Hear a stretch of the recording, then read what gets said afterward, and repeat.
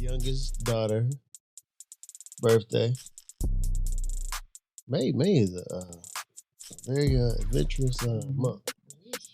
So 7 weeks we've been out of the loop. Well, you've been out of the loop. I still been on my little kick here, little stuff doing here. So I guess we can call this topic, where the heck have you been?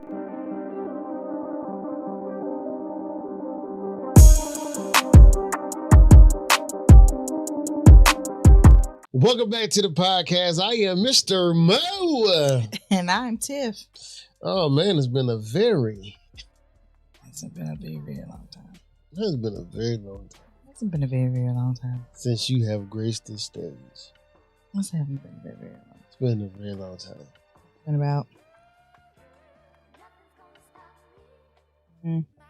about 7 weeks. That's a long time. Especially in content years. Content years are like dog years nowadays. Pops did it. No. Your daughter did it. That's how long you've been there. No, actually, she was not supposed to tape that day. That was supposed to be me taping, and she taped. Hey, look. And then, whoever steps up to the bat. No, because that's what we got to do. We're supposed to do it after that. She pitched in. What's called a pitch hit? Yeah. What's a pitch? Oh. Huh? Yeah, your dad know what that is. I don't know what that is. So there's been a lot going on lately. School's out, you know what I'm saying? For the summer. We celebrated my birthday / our anniversary. Right? We did a lot in those 7 weeks. That the people have no idea. I'm trying to remember myself. Because we did freeze party. We did. Yup. We did. What else did we do? We stunned a little bit at that party a little bit.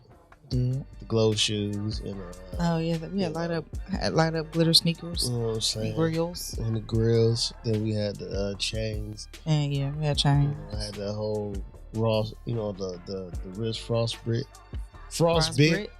Frostbit minus 2 degrees. I'm done. About as blue as the sea. What? The way I maneuvered to be.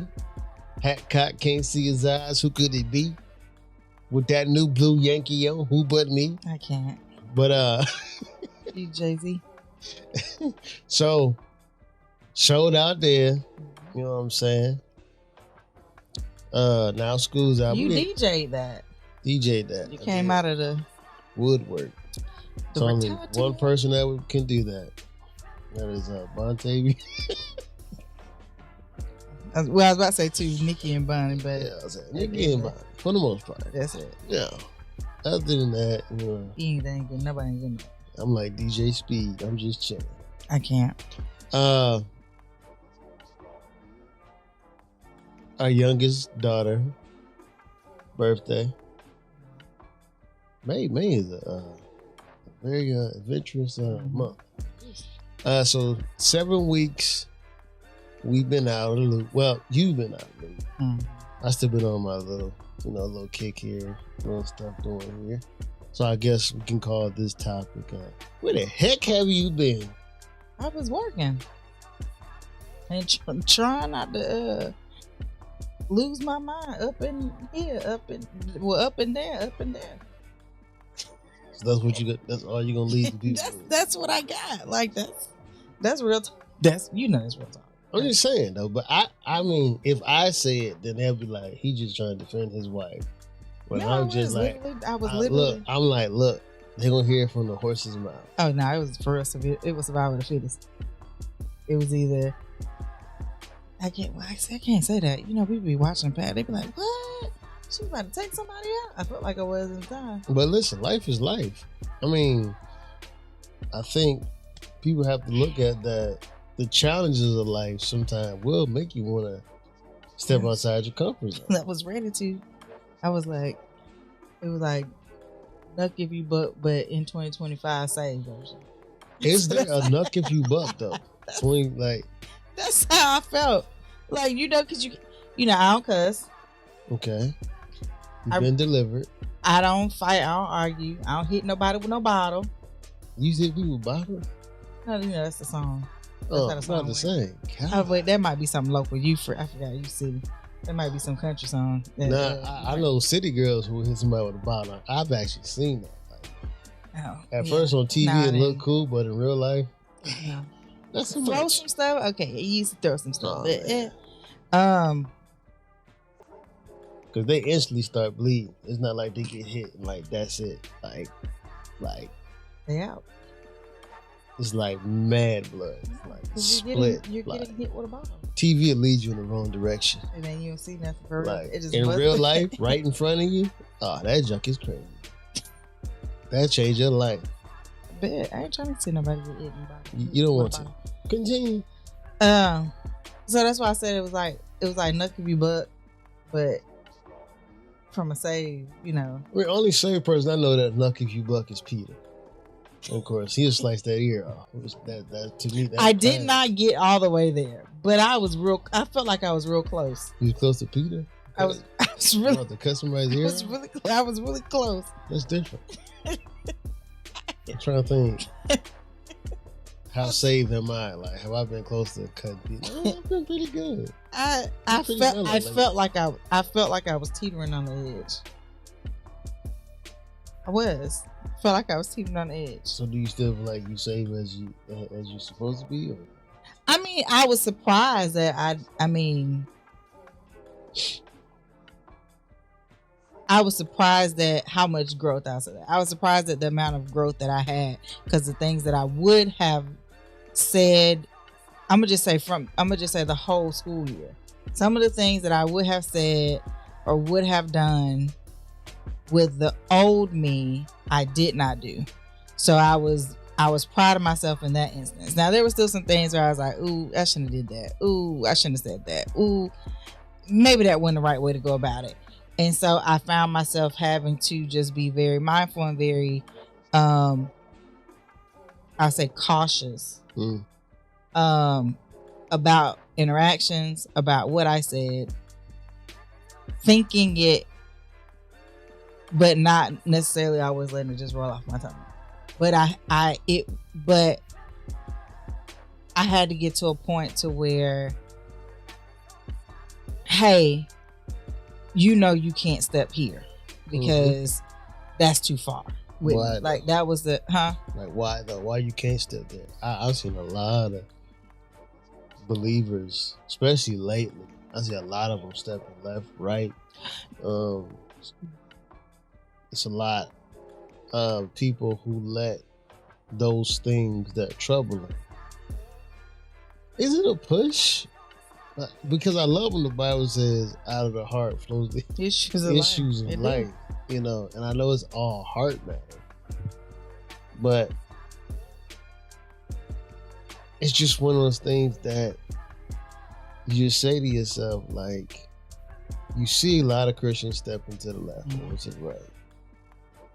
Why didn't you step all the way to the left? Why did you feel like I can't do it?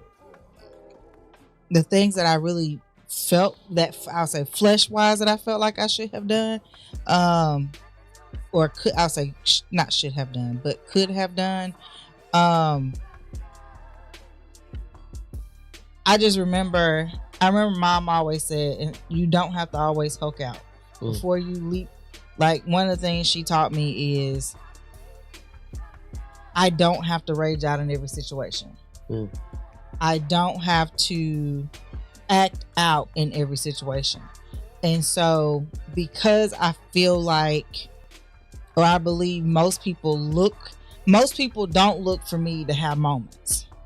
And so I'm very mindful of the type of moments that I do have, because I have eyes on me.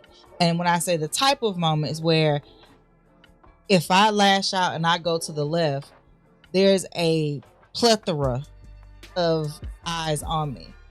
And I never want to act out in a way that will discredit what people know that I stand for. What do you stand for? I speak I'm a follower of Christ. I'm a Christ follower. I love like Christ. My goal is to be the light.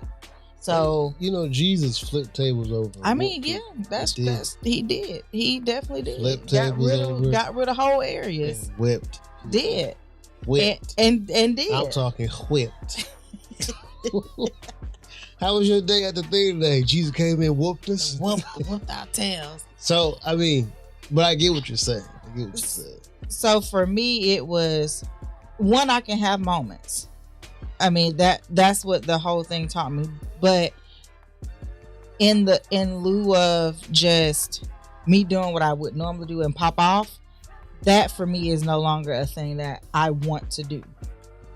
I used to do that and it was easy. Like it was a no-brainer. It was I'm irrational and I could just pop off and then I'm okay. How far removed are you from that? Are we like 2 years, 3 years, 2 No, months, it's been a long time months? since it's been about maybe 4 or 5 years since you popped off. Yeah, since I popped off. Yeah. It's been about 4. So you've been living for 4 or 5 years from popping off.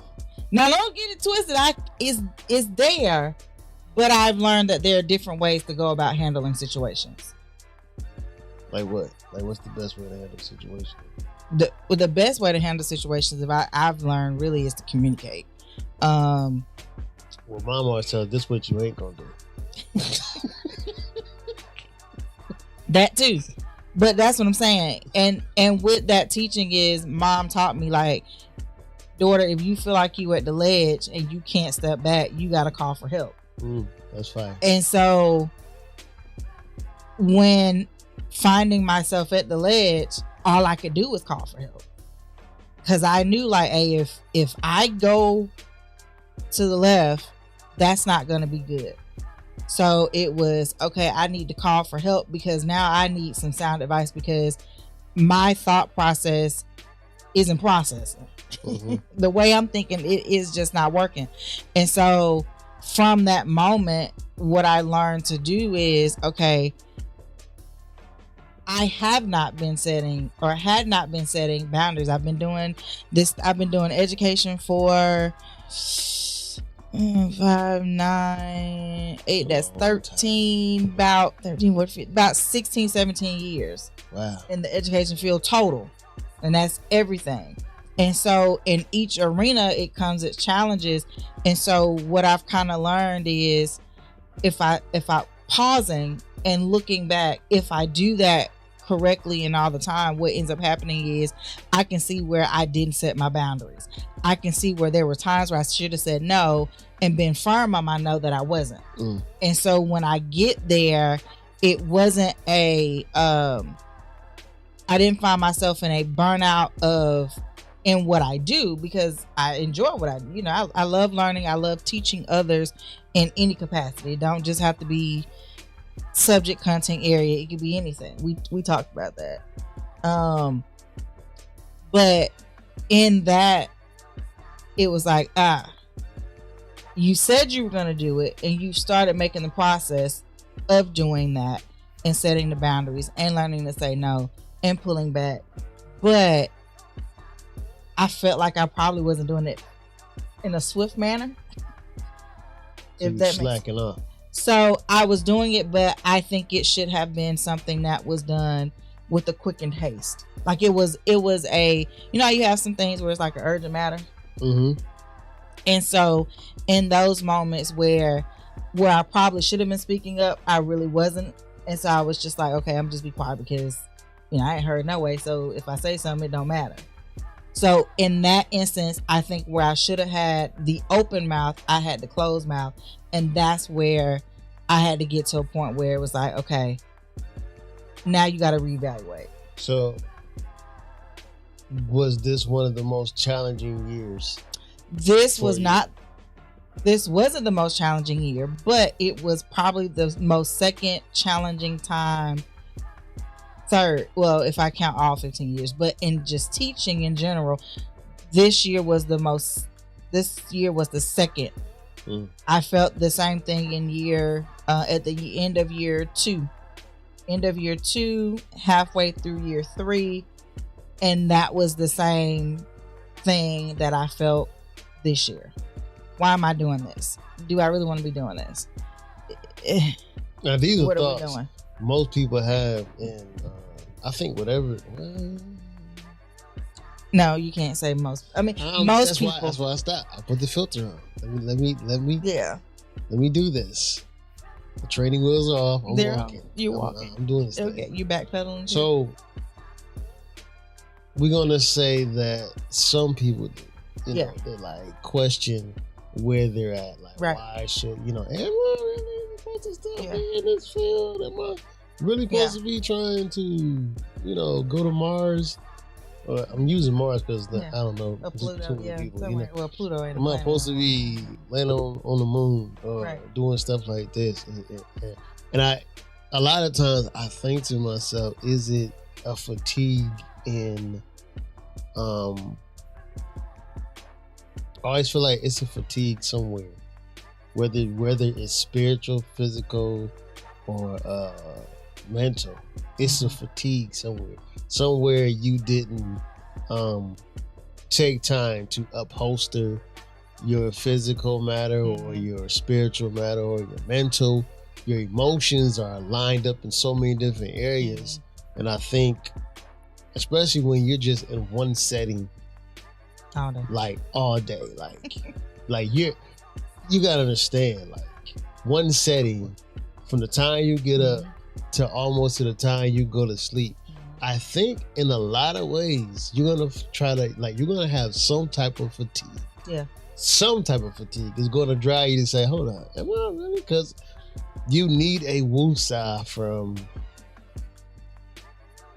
that area. Yeah. That part. Because to do, especially teaching, you gotta understand, teaching, you have to deal with the kids that come in with stuff. Then you have to deal with the adults that come in with stuff. Then you gotta deal with the kids' parents that just like, look, my kid he's a good kid. No, little macaroni just slam somebody in the what's it called? He's just playing. No, he was there serious. So serious. So you got all these different things that you take on, especially as a teacher. Yeah. And over time, and I see the crazy part. I see it all the time. Yeah. Especially from teachers, it'd be a countdown, and sometimes it's a countdown from the start of school. Yeah. Yeah. And a lot of times I feel bad for those teachers. And then I feel bad for you. Yeah. And I used to feel bad when I started doing a countdown because I didn't understand why other people were doing a countdown. And it wasn't just people. These were people that I knew. These were people that went into teaching right out of, school. I was in education, so I didn't go straight into teaching. So, but when I started seeing my friends, I'm like, it can't be that bad. Like, yeah. But it was. And I think that's when I really started understanding that my feelings were valid and it was okay to have them. Because at some point, I'm a teacher. Of course I can't think, I shouldn't be feeling this way. I shouldn't. But the other part of that is people don't see, they see, oh, well, y'all supposed to teach. Y'all supposed to do this. But then people don't see all the extra things that come along with that on top, and just having to deal with a student day to day. And then having to come, and then for us, now our girls are a little bit older. And so, but when our kids were smaller, it was equally as hard. And I think it was hard then because 3-4 years ago, we had a kid transitioning into school. Yeah. We had one already in.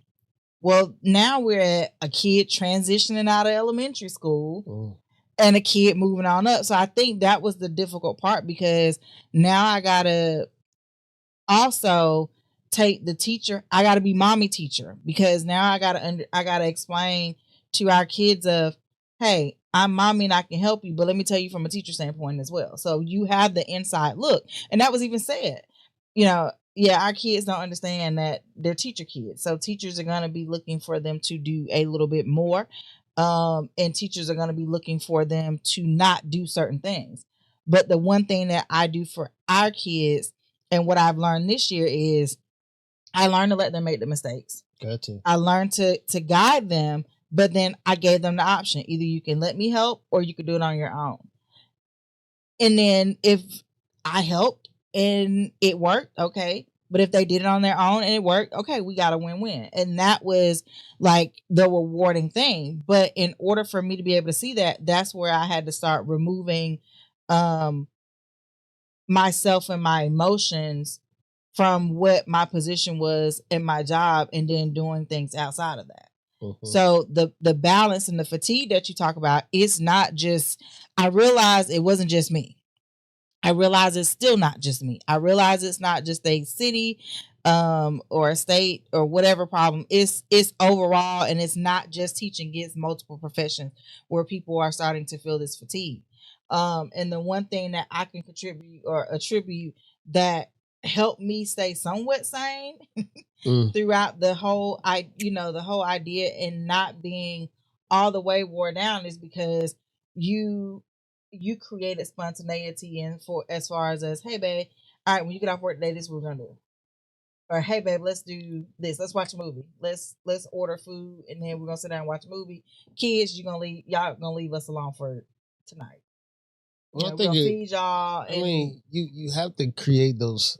You know how you got distractions, and then I think a lot of times you gotta have a healthy distraction. Yeah, like it's a must because if not, I know what is reading the books that I read, and they always talk about mental burnout. Mm-hmm. They say men have two clutches, and once a man is fine in the first clutch, but if he stays in the second clutch for too long, he'll burn that clutch out. Mm-hmm. And I think it's essential for all people. Like once you stay in that clutch for too long, you'll burn that clutch out. And eventually you end up crashing. Yeah. So that's where the okay, let's do something different. Like, instead of just going home, let's just ride around. And that was that part. Like that's where I think I attribute. So, and then too, May is always a wonky month for us because all the things happen, not only just the good things, but there were some traumatizing things that happened along the way. So it was like, okay, you brace yourself for, okay, you don't know what emotions you're gonna have. Okay, here are the dates. Dates start rolling, and you're not a date person. Nah. I'm a date person, unfortunately. But that's just the attention to detail that I pay attention to. And so for me also, I used to. Yeah, you did. I used to be. Because then those dates were always my gateway to alcoholism, smoking weed, pornography, self-medication, I would say. Mm-hmm. And once I literally just stopped, it's not that you forget the dates. It's more so you learn to emotionally intelligent wise to deal with those dates. Mm-hmm. And it's not to say that I don't care about it because those dates are still yet effective. But I do believe in the things that I can control. Yeah. I literally put more energy, put more time into it because I can give you a ton of people of dates and calls that even just the season. Yeah. To me, a lot of times the season, I remember when, boom, I did get that call. And this. Sometimes for me, it's not dates now, it's areas now. Yeah. You were saying that. Like for me, it's areas. So now, okay, how do you handle, you conquer the dates. Now, how do you handle the area now? Yeah. So it's just maturing in my emotional intelligence. And I don't want it to get to me because I truly believe that it's a way of dealing with it. It's a healthy way of dealing with it. And then it's a destructive way of dealing with it. Yeah. And with being head of a house and lead on a lot of stuff, it's not that I can't afford to, but a lot of times it just is what it is. And there's nothing I can do about it. There's nothing I can do to change it. Like I can't rewind and take back. But one thing I can do is those that are here, put my extra love. Man, let's just do this today. Hey, let's just take the kids to this. Do extra time as far as, for the kingdom. God, what you want me to do? Because I know I'll go into a cave and give myself an excuse to be in that cave because, hey, look, I'm hurting, right? Yeah, you're hurting, but don't abandon ship because of, like that feeling. Yeah, feel that feeling. Yeah. But don't abandon ship. Yeah. And that's the part is because for me, I mean, like I said, we both deal with different emotions throughout. Yeah. As we navigate grief, period. And so in that instance of, I think it was just everything coming to a head is, okay, I got to do this, but then I know this is coming around, but let me also stay busy in the process.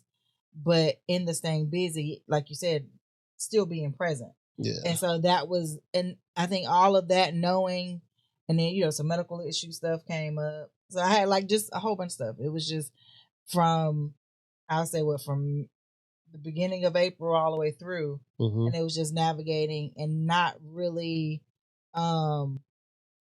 knowing how to compartmentalize those different emotions of all the things that were coming. I mean, I think I did pretty decent. Yeah, but you have a lot of growth in that area. Yeah. Whether you give yourself credit for it or not, Yeah. It's growth. It's growth. I mean, it's Rome wasn't built in a day, and getting over things that happened in your life that was traumatic is not gonna happen either. And that's one thing I think we just have to accept as humans. We're not robots. Yeah. It's not nothing you can, let me turn off sadness today. No, you're gonna feel that. Yeah. I love when the Bible says, and we always do it for anger. Be angry, but sin not. It's like be sad, but don't sin. But don't worship that. Right. Don't sit that as a main thing. It's like you remove God to say, I'm grieving over this. So God, listen, just let me have my time. I'll get back to you when it's time. But that's not me. And I understand. I thought a lot of times we don't think that we idolize our grief. But in a lot of ways, when you put all of your energy and, I love when the saying that where your heart is, that's where your treasure is. A lot of times our heart is in the treasure of grief. Yeah. And it stays there. And God is like, look, I'm here. I'll even help you with that grief if you let me. So I mean, it's just I'm careful about what I worship now. Yeah, and that's good. Yeah, that's good. And I think too, the outlook or the take on that was when making sure what is at the forefront, acknowledging. Okay, this is how I feel, this is what's going on, and being honest about, hey, today I'm melancholy. All right, today I'm a little, I don't feel like me. I just want to lay in my covers and my pillow and blanket and just, whatever. Having my nightgown on, chilling. And I think because that was the one you just like, better get up and do whatever. And I'm like, no, because I got to do these things. And it's, even though, like, yes, I needed to probably leave out of the house, it was, but what's more important is me keeping my word, because I said I would do, at that time it was hair. I was supposed to be doing our child's hair. Yeah, so we different, because I'm always like, look, that hair be there. But it was raining. It was raining out, so that's why I was But yeah, I know you would get out, but I knew, okay, but if I don't get to this, and I said I had said before, and I had put it off before, so it was like, no, let me do what needs to be done. And I'm glad I did that, because then after I did my laundry list of all the things that I do, I was able to not only do hair, but I was able to then declutter everything because now this the last few days or whatever. What? I'm just saying, like for me, it was different. I know for you it was different. It was flip side of that for me. What was it for you then? You said you were trying to keep your word and do parenting stuff, right? Basically, right? So what would you? So for me, it's like the first word you should keep is to really take care of yourself. Mm-hmm. That's the first word is to yourself to really, make sure I'm mentally, physically, and emotionally, because the crazy part is that I've seen your mom do that too. Mm-hmm. She was like, I gotta clean this, then I gotta clean that, then I gotta rotate these tires, then I gotta change the oil on here, then I gotta change the light bulb, then I gotta go I gotta go fly across the sea and go save just doing a lot, when emotionally you just don't want to say I'm spent, but I'm trying to stop myself from sinking. So I'll use the life raft of let me do my daughter's hair, let me declutter, and look, I'm fully invested in the things that makes me stay around longer. Yeah, I'm fully invested in that.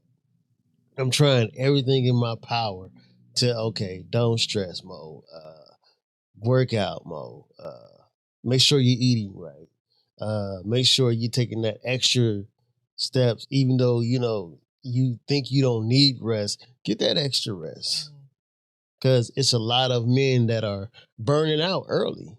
Yeah. When I say burning out early, because they're in that second clutch. That's that second clutch. You had just recently got out of school. I'm like, you just need to you're doing it now though, which is good. After kids are in a summer camp and different activities. So I've seen you take time to yourself, and I guess for me, I wanted you to take that earlier. Yeah, and I did it, and the reason why I did it earlier is because I knew we since we go back to work early, so I was like, okay, the things that I knew were they weren't pressing to you, but they were pressing to me because I needed to be able to visually see, okay, what do we have? Because our kids had growth spurts, super duper growth spurts. She's still growing. So for me, it was like, okay, if I do this early, then I can do whatever it takes to pour into myself after the fact. Mm-hmm. And so that was why, okay, let me do this. Let me show them how to do it. And that was one. Let me show them what I'm doing and why we're doing this. And then they have a insight on it. And then once they understand, now I can be like, all right. So now they know if there's something you're not going to wear, there's something you don't need or don't want, we get rid of it. Mm-hmm. We don't just keep washing it and, trying to make it fit and it don't fit, whatever. But that was why I did that, because I knew, okay, once we go through June, once I hit July cuts short because I go back early. So that was my mindset of, let me do this now because I don't want to be midway through June and then I'm tired and I feel like time spent. Mm-hmm. So I was able to knock out those things. Actually, I knocked them out in like a day and a half. And so, and that was just one of the days where you like, and I was actually on the tail end of that. And so once I finished, it was a quick process. And then that kept my mind though from spiraling out, because now my focus is I got to show them, one, how to reorganize, two, now I'm doing other things. And so my attention span is on something else versus, hey, what are we at? What day is this? What month is this? And that was how I was able to, I'll say, go through the end of May, coming in through now June, mm-hmm. and still have a clear mindset. But I know that that's not by my own merit either. Because, if it was at me, I would have lost my mind, according to one of the YouTube videos that was way back when, I don't know, it's on one of the podcasts we did. I don't know which one it was. I don't even know the episode. You played it the other day when I had the long hair. You got a bunch of videos when you got long hair. Oh, well, okay. Which one? Curly? Kinky? What? No, the straight one. Mm-hmm. The one that was a setup that wasn't supposed to be a show and it ended up being a show. and we was talking about health, and me was talking about me taking care of myself again. All right, y'all go check it out, man. I don't know which Tell one. me It's which one it we'll is. Y'all supposed to be a part of this family. Start searching. Get on the search now. But yeah, Janae, I can't. Don't do her like that. But in all, it's just been a time of one sitting back and reflecting. And so the last 7 weeks have been learning the 40-year-old me. Wow, that's different. Now I'm 40, man. I'm in 40. I've been in 40 for a nice little time. What? So what are you? What are you? So what Fine as wine. What are you talking about? Okay. So in all of that, J Dub's brother. You definitely J Dub's brother. I can't. I'm just let the people tell it. I don't know what I am. I just get the stares from the little college kids. No, I'm a whole mom. Sorry. Jesus. But all in all, it's just been a 7-week period of learning how to cope and encourage myself through grief, and learning what boundaries should be set, and learning what happens when I don't set them and I don't stick to them. Well, I think you are in a great space. Do you feel like you're in a good space? Yeah, I do. I mean, I've been chilling. I be trying to find something to do, but yeah. Like, are you happy though? I used to always ask you, "How's your love tank?" Like, what are you talking about?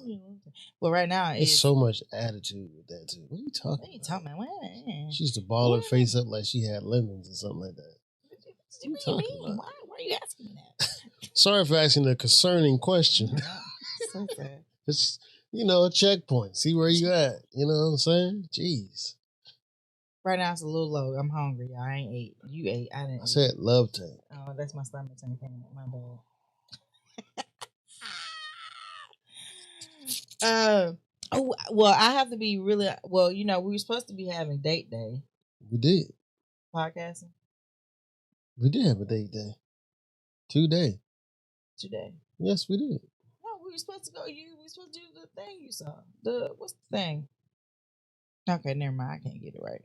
Okay. I have a way of sneaking you on a date without knowing that you're on a date. Oh, see, okay, there we go.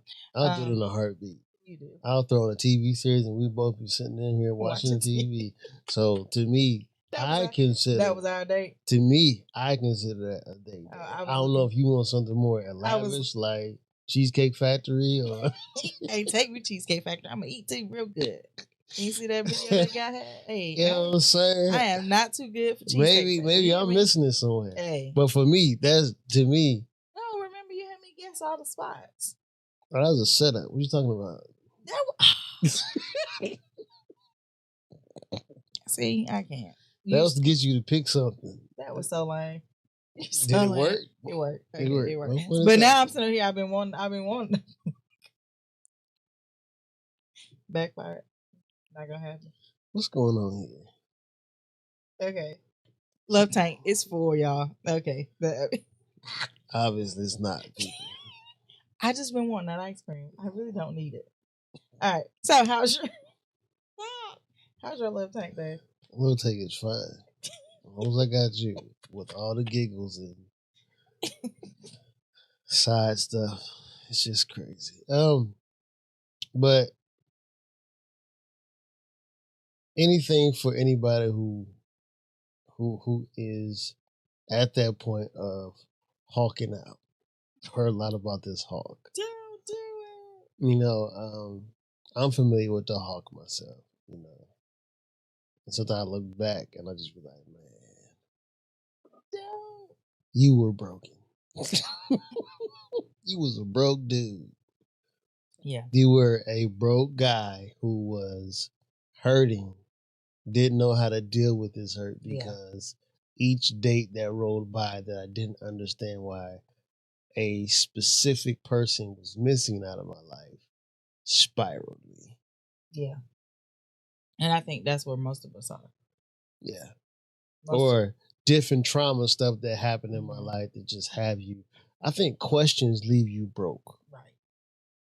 Questions with no answers a lot of time leave you broke and then lead you to a place of really, I think I was watching something the other day. somebody asked this lady if she believed in God. She's just like, oh no. But I remember that area and feeling like I've heard about God, and the things that he has done, but a lot of times I remember those days of not really believing that he exists because it was so much pain. It was like a ball of yarn, but it's just nothing but years of devastation, years of rejection, years of pain, not really dealt with. So I just remember my hawk was because of number one, not really identifying what my pain was, because it was so many different areas that was hit and that was painful. So not having answers to that made it difficult, but it made it easy to just go ahead and just feel like ludicrous. I feel like slapping somebody. I like, or luck if you buck.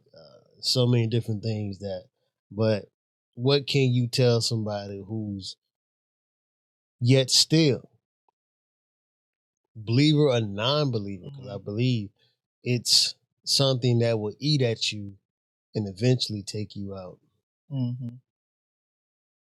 I think the main thing is knowing yourself. I mean, you just said you got to know what sets you off, what takes you to the edge. And for me, knowing that, and acknowledging, hey, I know I'm not being heard, and having to tell myself, I know I'm not being heard, or being, in some instances, I was blatantly disrespected. Like, it was just in your face, straight disrespect.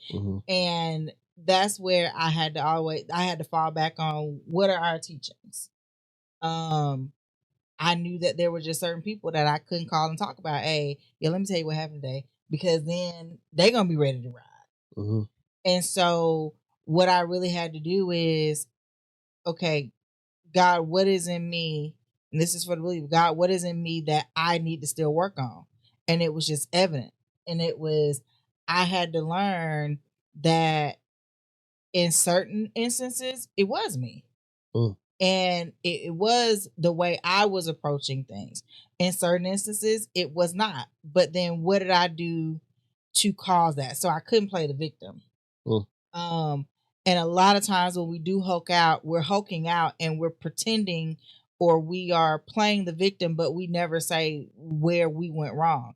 And I had to be, I tell my students my age. I'm just one of them. I don't care. They know, well, oh, you can be my mama, or you can be that doesn't bother me. But I let them know my age, because when they make the connections, like, oh, y'all ain't have internet, whatever. But I had to look, I'm like, okay, this is how old I am.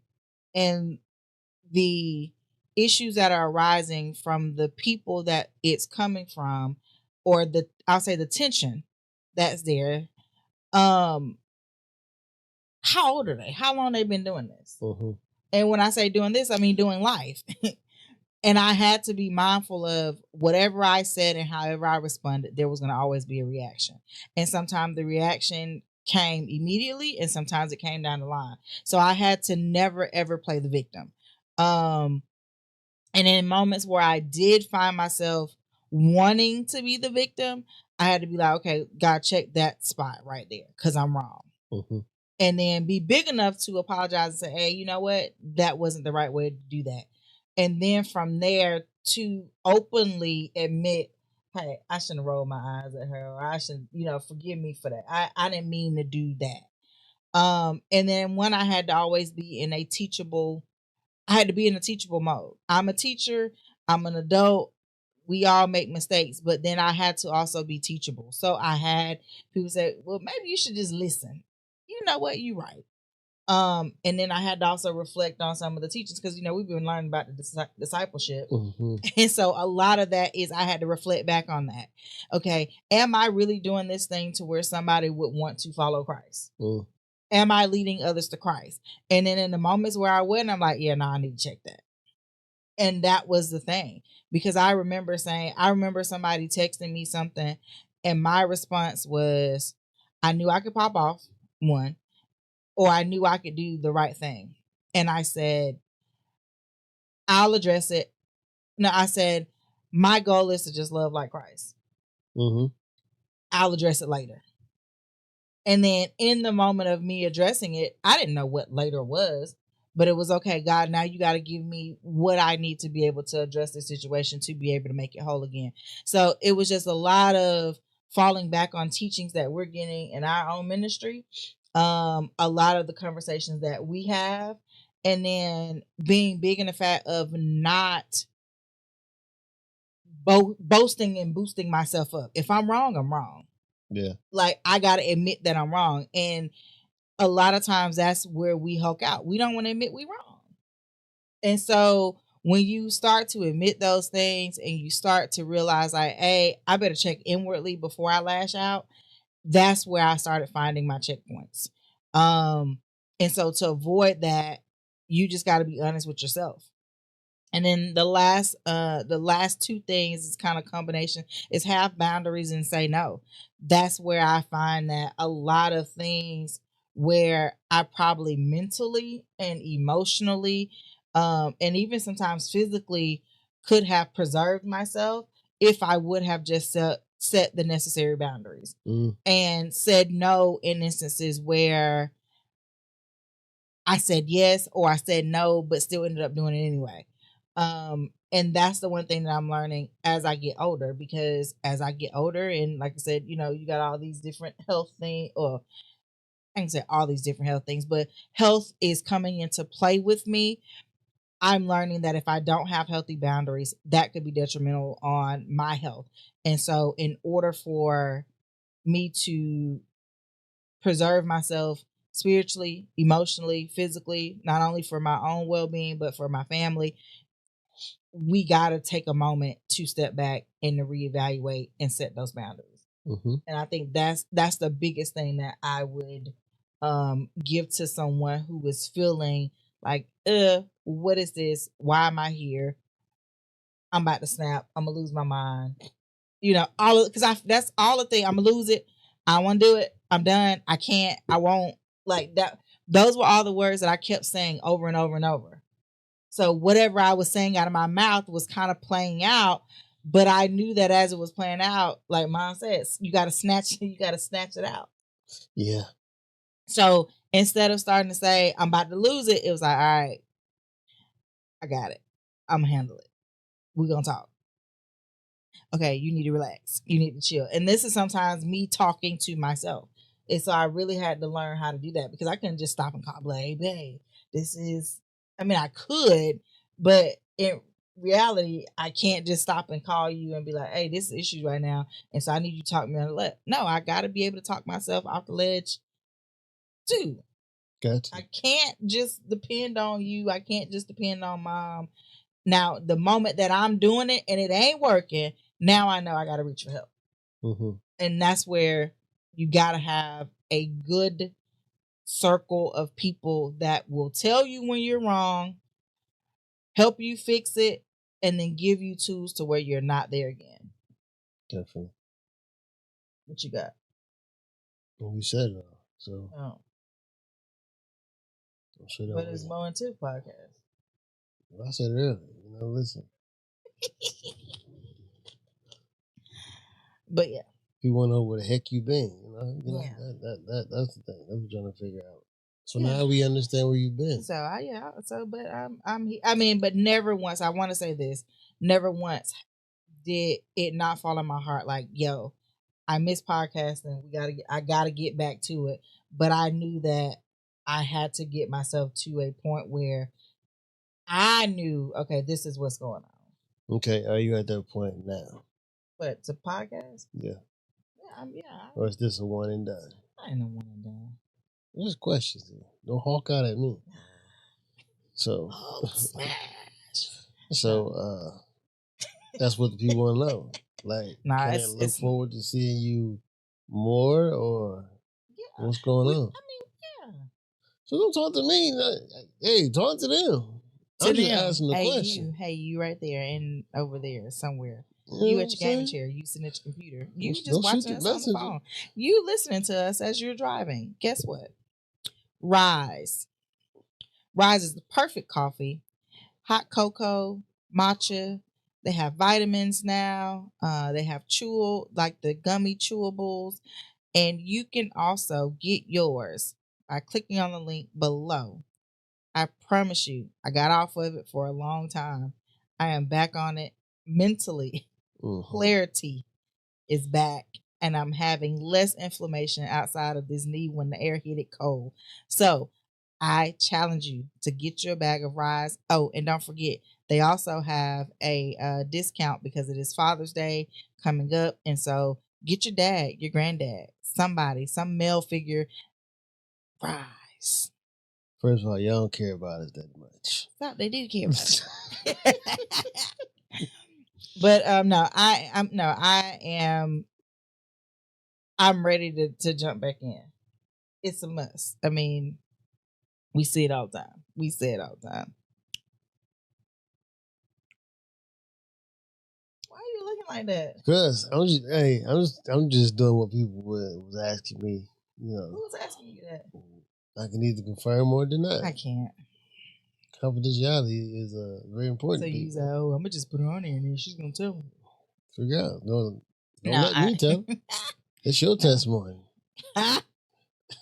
No, but yeah, I'm over that. I mean, I'm over the hump that I was over, but yeah, I'm ready to. Now, is this just podcast or is we gotta eat, man. I need some food stuff. All right. Yeah, we gotta eat. I actually had a spot that I thought was gonna go to, but it wasn't Saturday, and then Saturday I was doing hair again. All the things, people. All the things. Momming is momming with a preteen. We got a preteen. Help us, Jesus. Yeah, all right. Well, thank y'all for tuning in. As you see, Tiff is back in the building.